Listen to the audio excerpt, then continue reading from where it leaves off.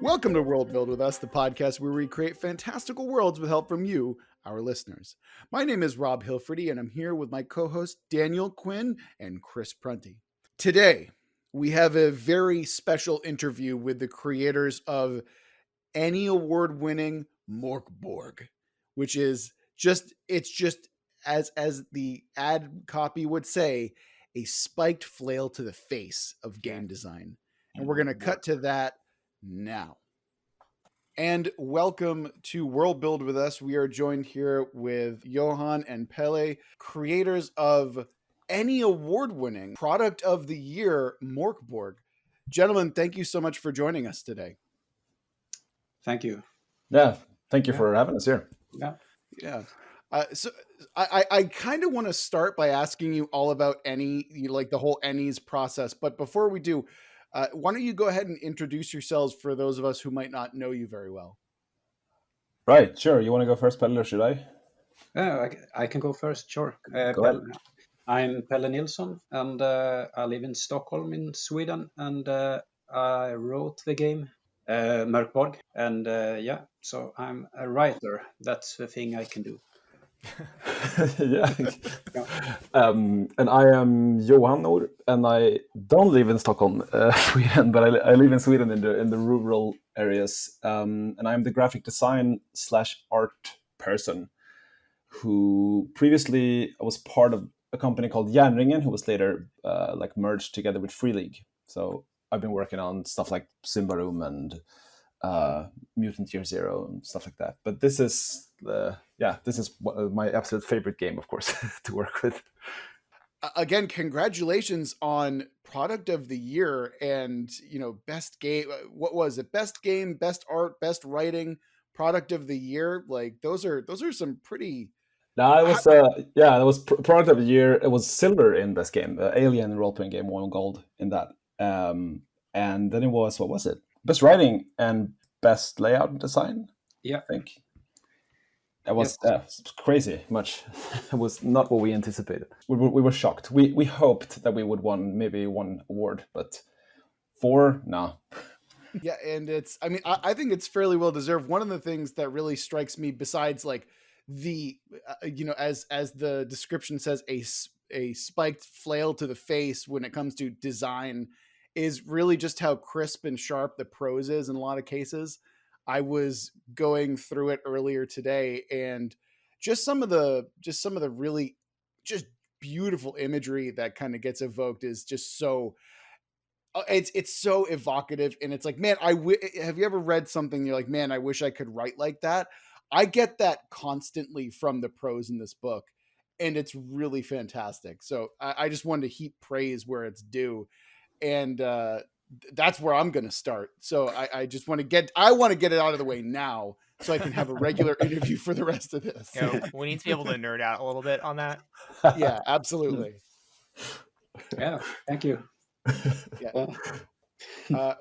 So one thing I tend to ask a lot of people is where people grow up tends to have a lot of impact on their design and how their kind of world building comes into it. And how do you think growing up, I'm assuming that both of you grew up in Sweden. How do you think that growing up in Sweden affected the kind of writing and world building process that you put into MÖRK? There was quite a big tabletop role-playing scene in Sweden during the 80s. We had some bigger games, not very well known outside of Sweden maybe, but they sold like 100,000 games of one particular game. And so we grew up in that tradition, and there has been some kind of way to write role-playing games in Sweden, I guess. We wanted to do quite the opposite, I think, to that tradition, with straight columns and the kind of art and so on. And also the way like you'd talk about a world, you present a game text-wise, because it's almost always like these long paragraphs and these like almost like a fact book. That's not the word, but like a school book almost. But we wanted to like challenge that and do something different. But I think like to get back to your question, that I think the way that we played games in early Swedish days here might have affected us, because we don't have that really that like American tradition that maybe not a lot of other games have. I'm not sure exactly how it affected the game though, but I'm sure it is there. We've talked to a couple creators, like one from Australia, the other from Texas, and just seeing how their kind of inspiration comes from, you know, the heat, or what an Aboriginal culture that's kind of in their life daily, how it affects how they approach world building and just the creative process in general has been really interesting.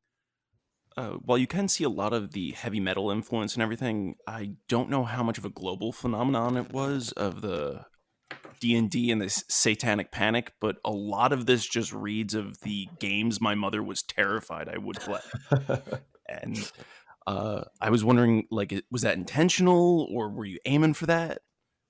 Not really, not that specifically, but I do love when people say that, because I was like, oh fuck, I wish that we thought of that because that's hilarious. But I guess, I mean, I can only speak for my part of it. I mean, Pelle wrote the whole setting, but I guess that it was just our taste in music and culture that sort of spilled through in a way, and it became this sort of heavy metal world. But I think there's also, maybe not too clear, but there are some like Swedish, not folklore, but like some of the myths and stuff from here, hidden here and there in the book. Yeah, that's true. And also the way that I wrote the game is, yeah, it's a bit harsh. Maybe I think that is a cultural thing as well, and also that we wanted to condense all the things that we thought were important and not flesh it out too much. We Yeah. wanted to keep like a skeleton text. And not even like, Yeah. we removed a lot of things that Yeah. a lot of games have, because like our target audience was always people who had already played a lot of games, who already knew the stuff. So We didn't want that what is a role playing game thing, which is in all the books. It's like, what is a role playing game, and what is dice 8 for die 8. Yeah, so we didn't want to and I guess go into too much detail. Yeah. yeah, and I think it works. I mean, it's not. I mean, you wouldn't call this game very educational or like easy to read, but I think it works regardless for some reason. Like, because most of the people who buy it, I think, have some experience in role playing games, or someone in the group has, so they'll figure it out. Yeah, but I've heard some guys that never played role playing games before, and they were intrigued by the art, and then enjoyed the text afterwards, and they started to play without explaining.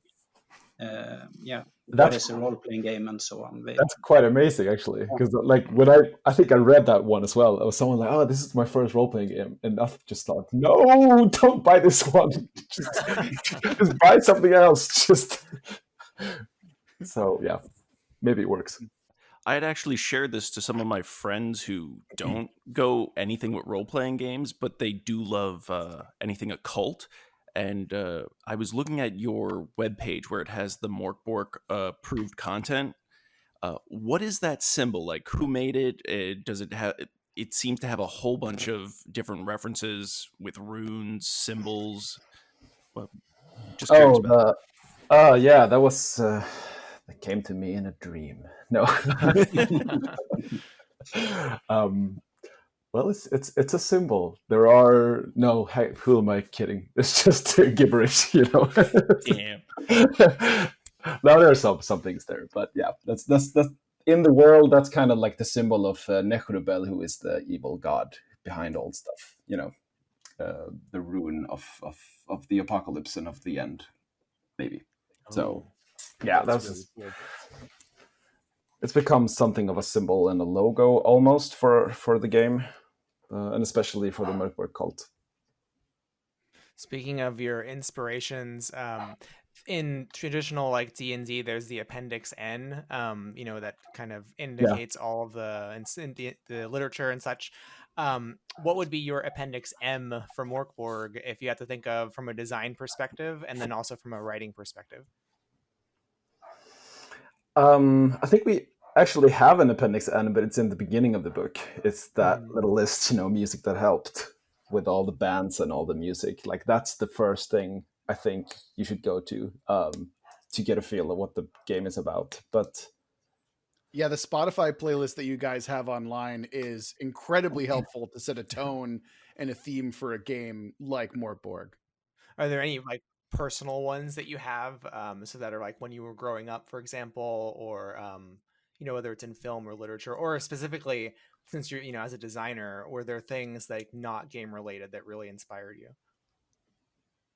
for me, I mean, I'm a big fan of like magazine design and stuff like that. So a lot of my design inspiration comes from editorial design, and also like band posters and gig posters and stuff like that. Visually, like that's just the design part, but I think visually, like for the art, I think like I don't know, video game art and also like occult art from like the way back, like medieval and new, like more contemporary stuff, but also like creepypasta art,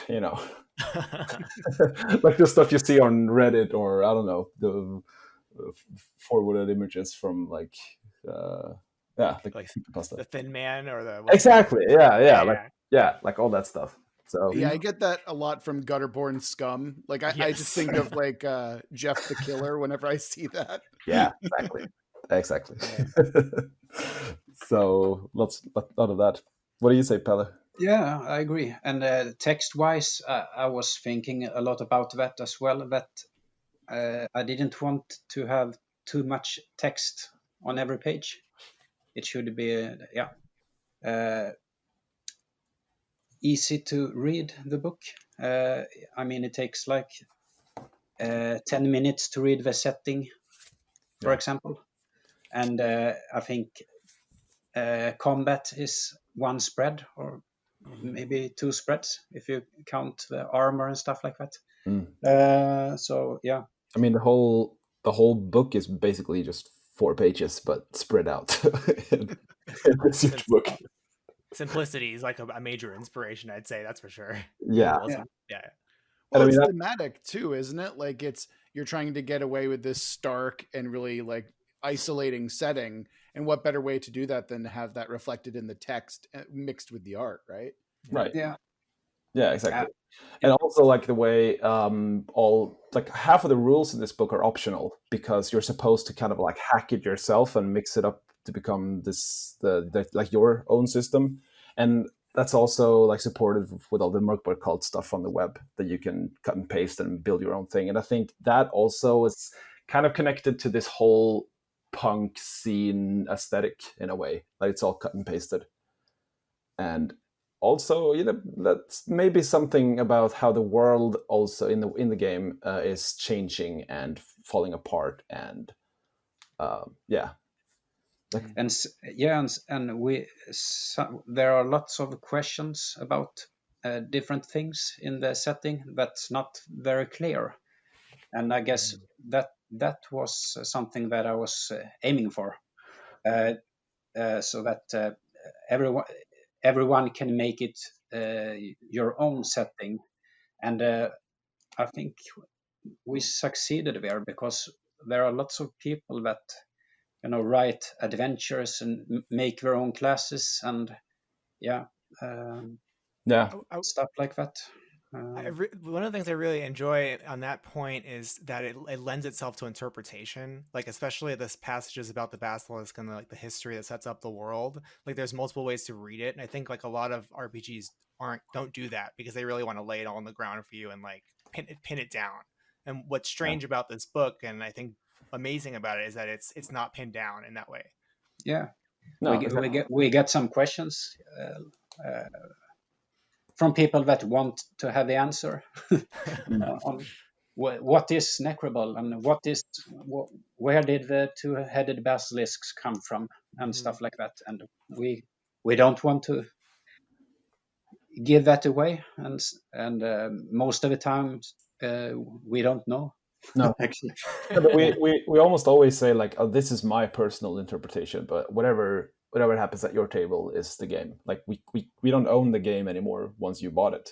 Like it's yours, right? So and we tend to avoid giving like official answers, because I think that's super dangerous for a game to have like this true like answer that you, because that I think that stops people from interpreting rules themselves and to make it theirs. So I guess it's the same with most of the musicians with their and bands with describing their lyrics and what it means. Not many bands do that. They don't want to talk about the lyrics, and it's a little bit like that with MÖRK. Yeah, it's like death of the author, really. So it's not our world anymore. No. Yeah, I think one of the most dangerous things that a lot of RPGs do is put stats to things that don't need them, because once things have like a stat block, they tend to lose their power and mystery. And I think that you kind of nailed it with the death of the author, right? Like that's not on us at this point. It's not your game anymore once you've put it out in the world. No, exactly. So, and we even encourage people to like destroy the physical book because it's not ours. Like you would never do that. Never. No, it's also just a capitalistic scheme for you to buy more books. No, but built-in mechanic. Exactly. Yeah. Look, it's very difficult to buy the book when it's consistently out of print. Okay? Right. Yeah, some people have been waiting for like 2 or 3 months shipping time from. I waited for my 3 months. I was okay with that. It was worth it. It's just painful to see that, because I just want people to get the book now. Like if like all these stories about delays with shipping because of COVID and everything, I'm like, fuck, just I want people to have the book. Like, oh yeah. So, yeah. Well, I can tell you the sentiment online is that everyone is happy to wait because the product is worth the wait. Yeah, this is one of the few physical books that I desperately need in my life, right? Like this is one of the things like, oh, I want to see it and hold it and feel it. Like I think there's been this shift towards PDFs a lot of the time recently. Yeah. You know, there's a digitization of the hobby, but I think that MORK in particular is one of those books where like, no, fuck PDFs. We want the physical book. We want to feel that embossed, like beautiful. Yeah. Anyway. Yeah. Like, we didn't even want to have a PDF at first. We didn't have a PDF pledge in the Kickstarter for the core book in the beginning, but there were so many people complaining about that, so we added that pledge. Yeah, but some of them actually had very good reasons, like why they couldn't have physical books and whatnot. Yes. But we didn't want it, and we also encouraged everyone to just, okay, we're going to send out the PDFs, but do not look at them. Like, please get them. And people actually like follow, like they did that. They waited. They had the PDF, but they didn't open it because, as we said, oh, trust me, it's going to be worth it. Like, you don't want to ruin your first, opening of the book. But yeah. Yeah. Can I ask about the printing process and getting the publishing process straightened out? Because the amount of work that I can see went into like putting together the print product seems to be really high. So I'd be curious if you could take us through, the font selection and what was that like to really envision putting this together? Oh shit! You opened the box now. Okay. Yeah. No, but basically when we did this, because at first it was going to be not a hardcover book, but just a zine, just a small, even like print on demand, because we didn't have very high ambitions at first. But then as we got the promise from Free League that they were going to publish it, we kind of thought, oh, fuck it, we'll do a hardcover and we'll do it the biggest, baddest book we can make, and we basically, I think we actually got like a list of things from the printing house that they could do, like features and all the different embosses and everything. And they asked us which ones we wanted, and we just said all of them. Yeah. Just all of them. Give us everything. Yes. how how the hell can we get a gold foil in here? Like it doesn't fit on the cover. I'll just do it on the inside. Can we print on the ribbon? Yeah, we can. Okay, cool. How are we gonna do that? So it ended up being like 24 different PDFs that we sent to the printer. Wow. Of different embossed templates, and that was the most stressful days of my life, actually, to send that stuff in 2 languages as well. It's English and Swedish. So, but yeah, and as for like typefaces, I don't know. I kind of saw it as a challenge to myself to just break all the rules that I've learned as a graphic designer, because you're used to you're not supposed to have more than like 3 or 4 fonts in a project. So I wanted to try out like what happens if I just screw that rule and just have 100 fonts. What happens? So it was much of like very much an experiment, the whole book, and we didn't know if it would fly or just blow up when we sent it to print. So Yeah, like I told you before, we started the interview. We expected a lot more bad reviews because of this, messing with the design rules. But everyone has been very positive, almost everyone. So that's real. But also like how you write the game, because you don't explain rules the same way other games do, and like I was I was expecting lots of critique about that as well. Because there nothing was explained, and it was so extremely rules light game. But so far, almost everyone has been quite positive about the text as well. Yeah, we'll see how long it lasts. Yes. Yeah, if you could go into extreme detail about the one bad review that really sticks out in your mind. I think there was some guy on Reddit or something that wanted to destroy the book or something. No. He said it was a quote. I think the quote was, "At this point, I don't even care about the game. Just looking at the book makes me want to set it on fire." What? Yeah. Wow. Insane. And we use that as an ad. Like we put it in. Like I have bad takes, but that's seriously the worst take I've heard. Like that you're supposed to light it on fire. So I guess. Can you go back to that Reddit thread and then post the any results for best game design? He deleted his account, unfortunately. In shame. Yeah, pure shame. You should tell us about the website too, because that's an amazing extension of the book. I don't know. Like we made a website, and I'm not really sure what else I can say. I kind of wanted it to also have the same tone and feel as the book, but also be functional. And in a way, like as I'm rusting it now, I kind of realize what I've done. It's kind of set up the same way as the book, really, because the first part of the book is really like this presentation and there's a lot of aesthetics, and the last part is more functional and more easy to use. Same thing with the book, with the adventure being completely different and more like user friendly. So I guess it kind of mirrors the book in a way. So it has the same user experience, I think, trick that you're doing. Like the book has UX in a way that you don't notice, even though it's so chaotic, and the website does the same thing, which is cool. Right. But now we come to this problem, I think, where we have way more like MÖRK cult stuff than we anticipated. So it's just going to be a huge list. So I'll see if I'll have to do something else. But that's been crazy. People have been sending us so much stuff, and I think we have 1.5 years work ahead if we want to at least use everything. There's like 50 different items in our mailbox right now, just waiting for review. It's like classes and adventures and items and tables, and it's so much good stuff. And we've been both saying to ourselves like this is like better than what we do. Like So. I can't write anymore. I just retired. Like, oh, fuck this.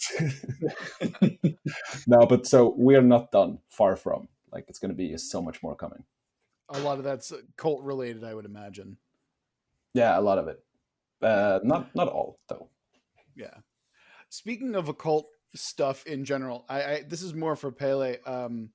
I I love a lot of like the myth and the world building stuff that's in the book, especially when it just comes to like the really simple stuff like the miseries in particular, the occult treasures. How much of the occult treasures and the miseries are based in myth and real world occult objects, and how much is that is just sprung whole cloth from you and your creative process? I think it's and Johan did some of those occult treasure tables as well. Was working on that. I think it's a mix of imagination coming from me or from Johan, and some myth and some, yeah, like I think there's a furpa or something like that, like the music band, Mm. and that's an actual item. And some of the phrases, some of the miseries are direct quotes from Nostradamus, from his real things. That makes so much more sense now, actually. Yeah, because I remember I was listening to like a podcast documentary about Nostradamus, and that kind of gave the idea of like, oh, maybe we should have like psalms as this thing. Maybe we should present it as psalms. And we basically, we copied some of the real stuff because we thought it carried more weight that way. Like if it's real, like huge, it's called. It's not real, but it's from his prophecies at least. So yeah, like some of them are historical in a way. In the beginning, there was no setting for the game. Are you making a new prophecy now? Like what? In the beginning. Yeah. Yes. We did the rules first and the classes, and I think you asked me, Johan, shouldn't we have a setting? So I said, okay, I don't know, but then I changed my mind and wrote a setting in very fast pace. I wrote it in a couple of days, I think. Wow. Yeah. That's Yeah, the whole book was written very fast and produced very fast. It was like this just rage that we made it in. Like we didn't sit down and contemplate much. And I think actually the misery mechanic was changed like right before we sent it to print. Like it was completely different first. But I think someone on Discord had some opinions about the way it worked before, and then we changed it because of that. I'm very happy that we did because I think it works out really well now. But yeah, it's okay. Yes. This might be an opportunity to ask about the OSR scene, since that has to deal with some mechanics, and to what degree it inspires you. How do you situate MÖRK in the context of the OSR? And maybe what is the OSR for those who do not know? Yeah, what is it anymore? Who knows? You guys, yeah. But I think we both played a lot of games that call themselves OSR, and it's part of that scene, I guess. And yeah. This is. I was quite inspired by minimalistic rule books or games like the Black Hack and Into the Odd. Those kind of games with very sparse or easy rules that you can remember.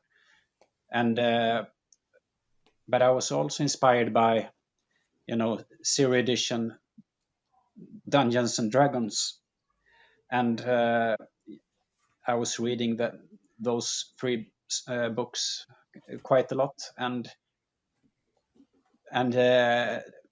but there it was more like I don't want to have it like this, yeah, it's quite hard to read those books. It's a bit messy and stuff like that. and I wanted quite the opposite regarding the rules. And I think because I think we call it OSR, like we describe it as OSR sometimes, just because it's like it is compatible in a way to other games in the OSR genre, but more or less. Like it's not exactly like D&D rules, but you can quite easily adapt it if you want to play other like adventures or use other modules from other games. So, but I'm not sure what's happening with that label anymore. If it even is important to keep. It's one of those nebulous phrases that is it originally meant something really specific, and now it just kind of exploded out to mean anything at this point. Yeah, it's like an inspiration, I think now. Like it's for those of us who want to like play something that's not just D&D or the big modern mainstream. We're finding all these amazing indie games, so it's like useful, I guess, to have some association with it. Because I was thinking of the OSR, and I just discovered it like recently myself, and I found MÖRK where I'm like, wow, this is the feeling I want out of my RPG, like out of my gaming experience. So that's why I asked. All right. Yeah. Yeah, I personally started with like a lot of really crunchy systems. Like my first RPGs were 3 and 3.5 for D&D, which is a lot of numbers and a lot of bookkeeping, and then switched over to Pathfinder, which is even more numbers and flowcharts. And but it was still after THAC0. Yes, and yet still after THAC0, yeah. And you know what? I would go back to that, considering all the complexities we have today. But no, what ended up happening is that I ended up just designing my own game. Well, not designing, but like hacking Pathfinder and trimming it down to the point where it's like I might as well play a different game, and then started my descent into the very full bookshelf that I have next to me of indie games.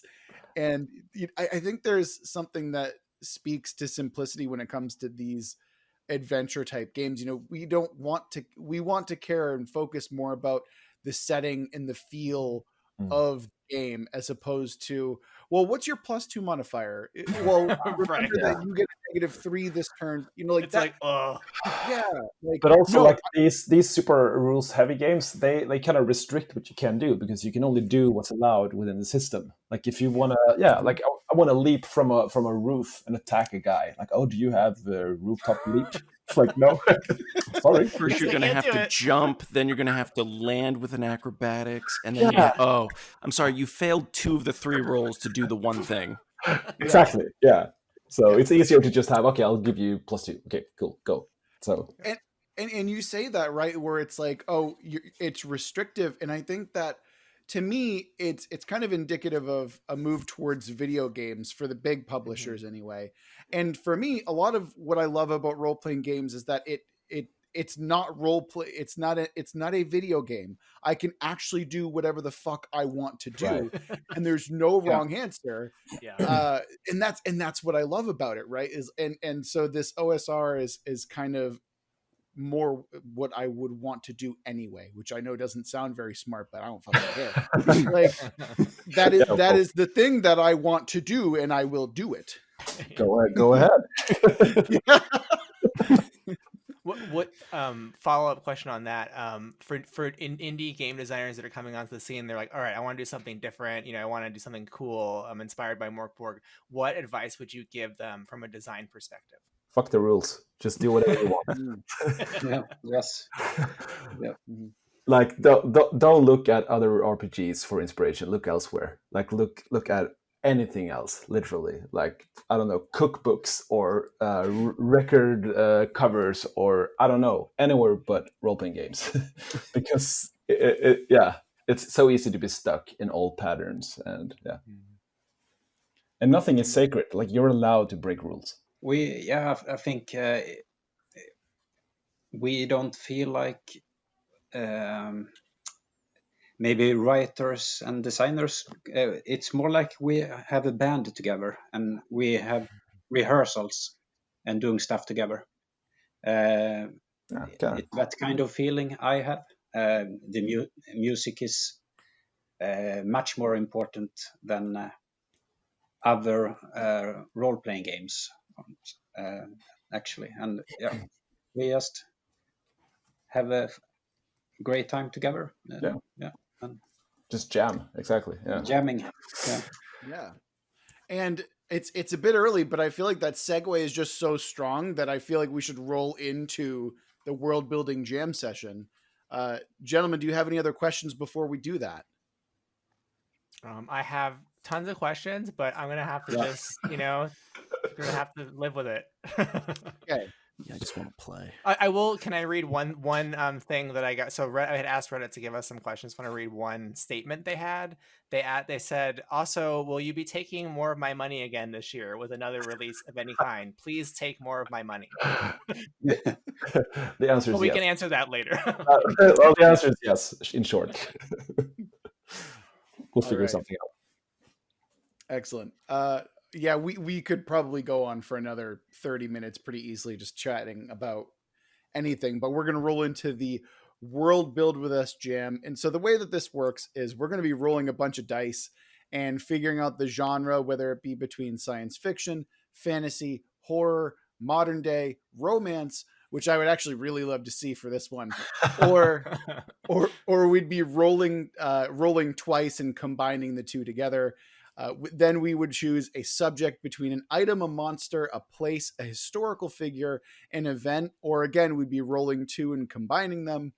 And then once those are done, we have a theme, and the themes are between madness, sacrifice, love, metamorphosis, pride and honor, the unspeakable, triumph, and hope.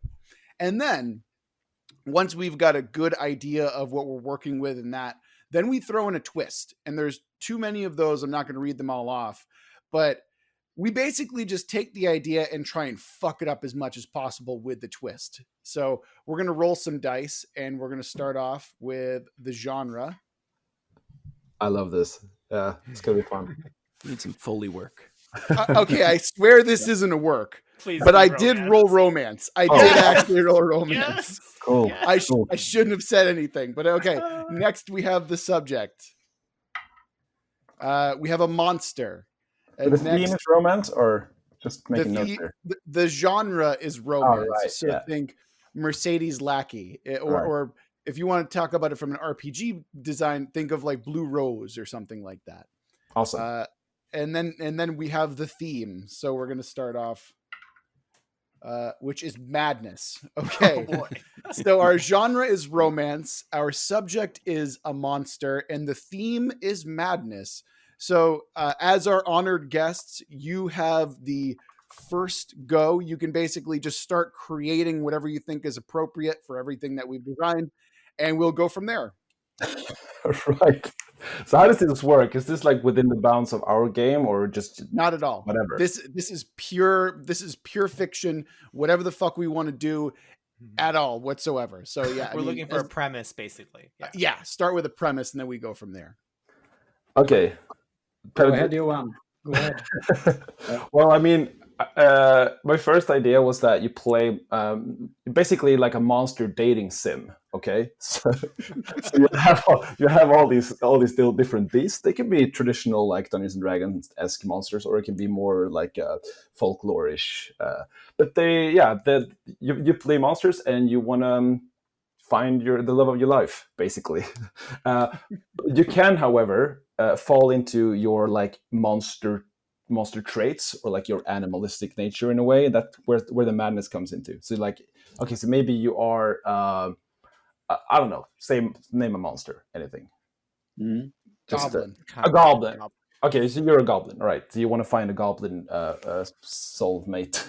But if you fail this roll, whatever, then you become more of this monster goblin. Then I don't know. Can this work? Yeah. Actually, I kind of have an idea based around that.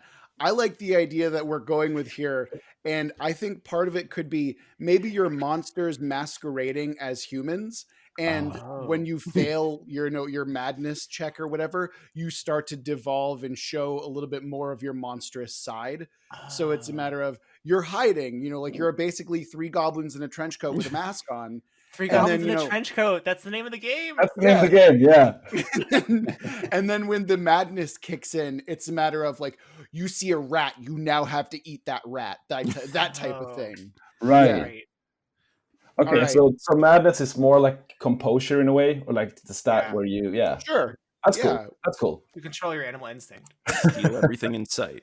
Yeah. This is like that furry anime. What was the one that we reviewed? Beastars.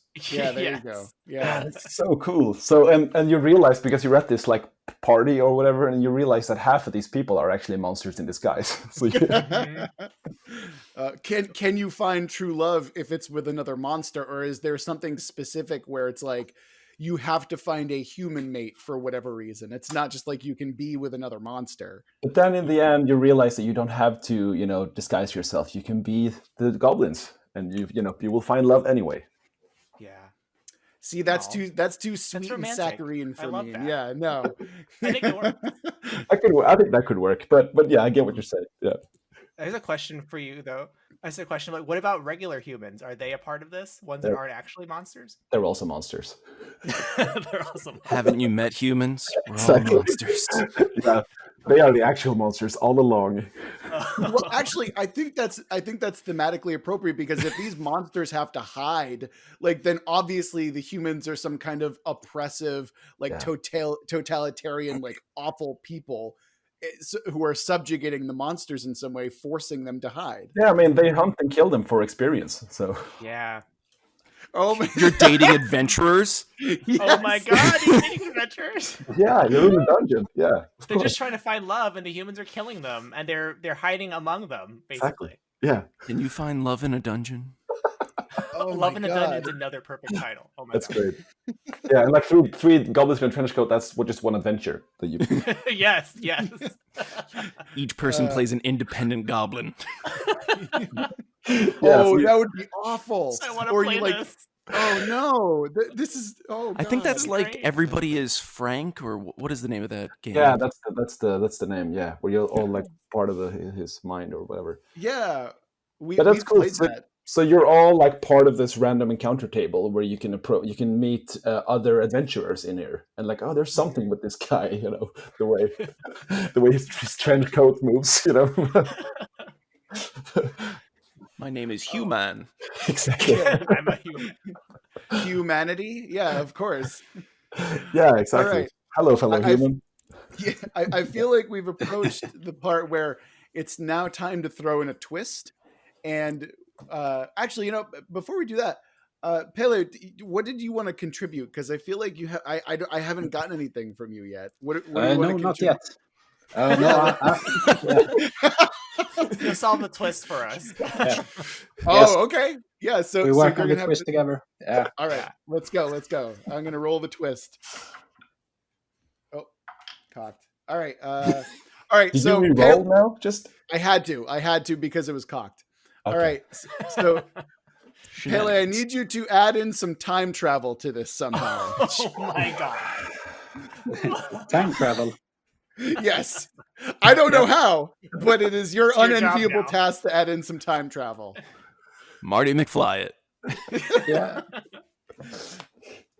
Yeah, maybe the goblins find some kind of, what is it called? Time capsule? What do you call it? Yeah, like a time Like, machine. Time machine or something. Some a place they think it's a romantic hideaway. Oh, Yeah. let's meet in here. Wherever you go.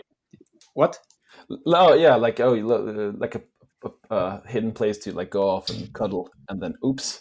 Yes. Goblin makeout point. Yeah. Oh no. Exactly. Where some kind of bottoms in the machine, which But they've never seen before, like red bottoms and black bottoms and stuff like that. But what happens then? Do you like go to like the age of the dinosaurs, or like do you change setting, or does something else- Into the future, I think, Okay. or from this fantasy world into like a Blade Runner world or something like that. Oh, maybe that's the whole conceit of the premise, is that you're goblins who have somehow found a time machine, and now it's a world where goblins don't exist, and you have to live and romance your way into the modern world. Or Yeah. you could actually Or- use this time machine to like if you mess up, you can go into the time machine and try a different time. So you have like 10 different settings. Bottoms or Basically. something. Yeah, exactly. Oh man, yeah. So okay, so I didn't find anyone here in the age of the dinosaurs or whatever. I'll just go to the next level, which is like ancient Greece, or I for some reason I had like Baroque France in mind. Yeah, that's the next one. You'll definitely find love. You'll find love, exactly. I love that it's goblins too, because the more you place them in absurd like time periods, the more fun it will be. Yeah, exactly. Oh my God. Yeah, so you basically have 10 chances before it's game over. So. And you have to find your true love between the 10 timelines. Yeah, but it might be another monster that travels with you, or it might be just one of the other goblins that's in your trench coat. Who knows? In the end, you cause a paradox and fall in love with yourself. Exactly. Yeah, I don't think that goblins would mind being their own grandparents in some cases, though. Like, I really don't think it would phase them in any. And with time travel, it could get complicated when you meet your, But it's interesting. There's a lot of different tables to roll on this one, I think. Yeah, this is ridiculous, and I fucking love it. Like, this is amazing. So we have 3. Okay, so it's like 3 men and a baby, but it's 3 goblins in a time machine. Is that? So it's like 3 goblins in a trench coat in a time machine looking for love. That's the name of it. Subtitle looking for love. Look, if you're looking for Working a new title. IP after BORG, I think that I'm willing to donate this idea. For sure. We'll kickstart the hell out of this. Yeah, of course. Of course. Yeah. Oh my goodness. All right. Well, I don't think we're gonna get better than that. I think that was a real quick one, but man, that was excellent. So with that, we're just gonna roll right into the quick fire section of the podcast. So, gentlemen, my wife wants to know: is cereal a soup? Oh, who answers? Both. A consensus must be made. Okay. Cereal is a soup. No. Okay. Yes. No. A soup must be. No. Hang on. I'm not going to elaborate. It's just no. All right. So, what have you all been playing recently? Have you played anything, Pelle? I have not been playing role-playing games recently. I've played board games. Do tell. What have you been playing for board games? I think I played a game called Grizzle. Have you heard of it? Oh, it's Grizzle? The setting is the First World War, and you play it cooperative 2-player game. It's really nice. Then I played some one deck dungeon. Maybe you heard of that Cool. game. Yeah, it's quite lots of dice, and you can play it solo. I played it solo actually. My friends have that. I've never actually played it, but I've heard very good things. Yeah, I actually played. When was the Ennis? That was last week, wasn't it? That was this week. Yeah, last week. I was actually playing MÖRK there we rented like a cabin, me and a couple of friends other than Pelle. I'm sorry, and yes, and we played MÖRK for 2 days, and I was also there where I was filming this pre-filmed thank you speech when I was hungover and tired, but yeah, it was a lot of fun. Oh, that's really cool. And another question, more rapid fire. Who would you like to shout out or recognize who is not yourself? Either another content creator or another designer, something like that. Oh, I'll just say the rest of Stockholm Cartel, because there's some really cool stuff coming, and it's gonna be a nice next couple of years, I think. Mm-hmm. Pele? Yeah, I think I want to make a shout out to Chris McDowell for Electric Bastion Land. It's a very heavy book to carry, but I like the content very much when I design wise. I'll second that. That's an excellent book. I'll It is. absolutely Lots of good advice in that book. Yeah, Mhm. on game mastering, for example. Yeah. I'll also give a short shout out to Highland Paranormal Society. He makes a lot of cool stuff. Recently, I think won an Emmy for Tunnel Goons, which is a free rules light game. It's really amazing stuff. Yeah. So. All right. And Daniel, I believe that you have some rapid fire questions of your own. I do. I don't know if we asked this one of people before, but what would be your favorite character death in past history? Wow. Well, in real life. Of a character you played that died horribly. Yeah. All right. That's like an actual death. I'm like, oh no. Who's your favorite dead person? Yeah. No. Oh, there's so many. I have a feeling that's true. No, but I have a favorite. I won't go into too much detail because of two reasons. First, no one wants to hear about your character, and two, I don't want to spoil Tomb of Horrors. But there was a fantastic death involving an exploding object and a bag of holding, and it was full of stuff. Yeah, it was glorious. Oh, that's great. Wow. And my second question is, Hold on. Pele. Too. Yeah. Yeah, I'm sorry, I couldn't hear the question. Can you say it again, please? What was your favorite way that a character you played died? Aha, yeah.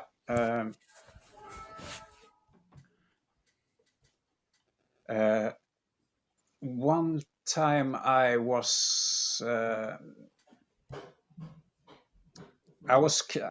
think I was climbing a tower or something like that, and was getting there to the top, and then some old lady showed up in a window when I was climbing by, and she had some kind of stick, or hook or something like that, and she,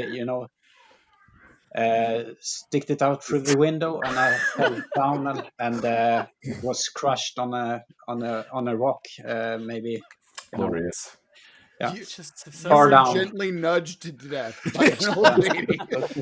Shoo. Hilarious. Just open the window, like, oh, oops, sorry, I didn't see you there. Oh my god! You know what? I'm not even going to ask my second question because that one was those were just too good. I love those. All right.